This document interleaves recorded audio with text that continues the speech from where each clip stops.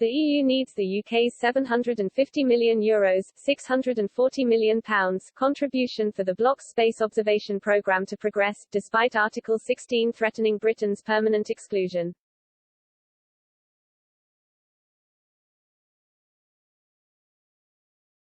Copernicus is the EU's space observation programme that uses satellite data to assess the Earth's environment and brings together a number of different stakeholders across Europe. It is managed by the European Commission in partnership with the EU's 27 member states.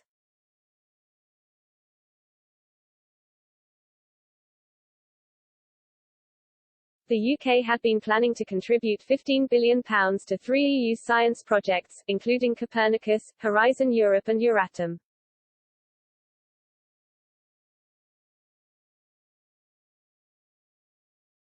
But Britain's access to these projects was suspended over Brexit disputes including fishing licences and the Northern Ireland Protocol.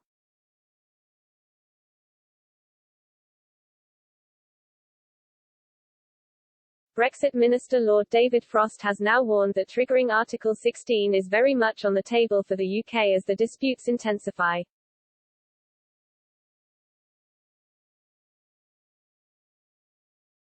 And European Vice President Maros Šefčovič has said this would have serious consequences.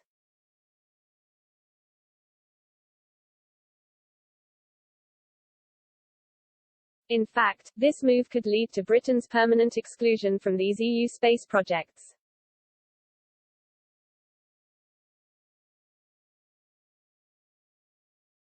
But while serious threats are in play, there is still hope that the disputes can be resolved.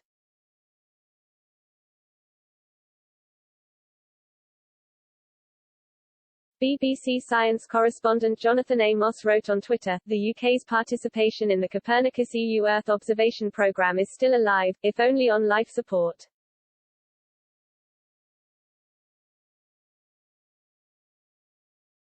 Reminder, the UK will fall out of Copernicus unless Brussels and London can agree the terms of association.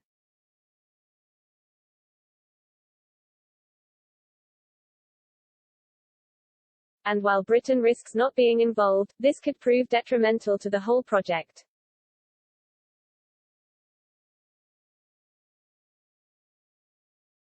Mr. Amos believes that the EU needs the UK's €750 million £640 million contribution to keep the project alive.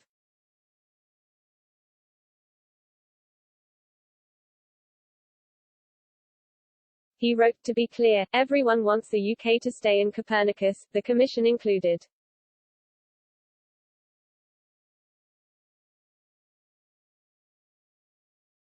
The programme needs the UK's €750 million to progress."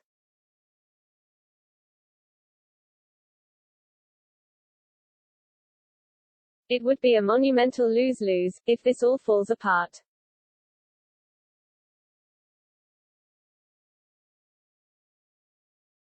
And the two sides have reached a stalemate in negotiations, with talks now being extended into 2022 due to neither side being willing to compromise on key issues.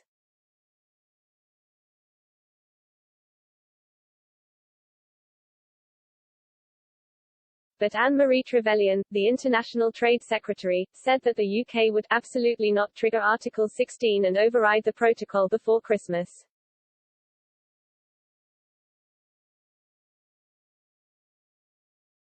London is reportedly ready to pay the €750 million £640 million contribution, but Brussels has been adamant that post-Brexit disputes should be resolved first.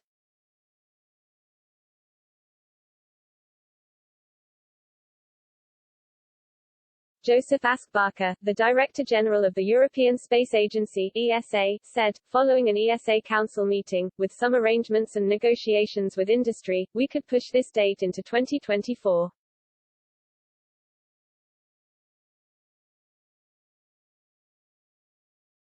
This comes after the official deadline for an agreement Copernicus was actually passed at the end of last month.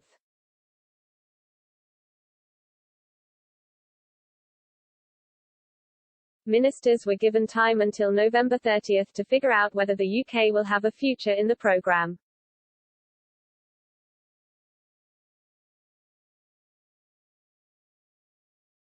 Mr. Askbacher, despite announcing that negotiations could be pushed back, also seems eager for the UK to join the project soon.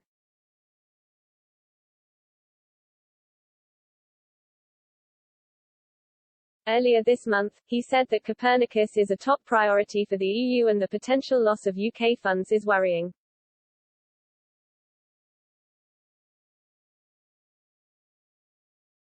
He told a European Parliament committee, "Everyone agrees that the next phase needs to continue undamaged."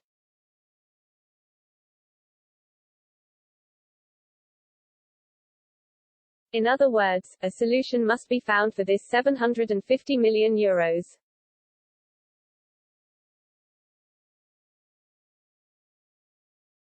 But Britain's inclusion in Copernicus is also vital for the UK space sector too.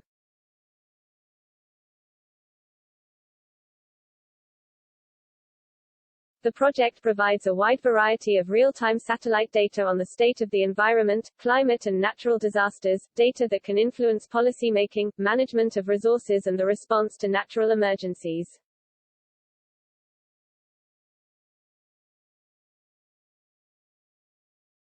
It has been involved in missions such as the Copernicus Sentinel-2 mission.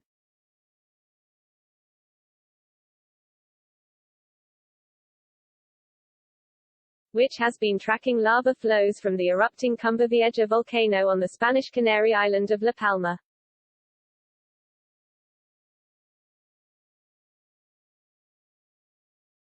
Science Minister George Freeman tweeted, "EU and global collaborations are key to UK science and innovation.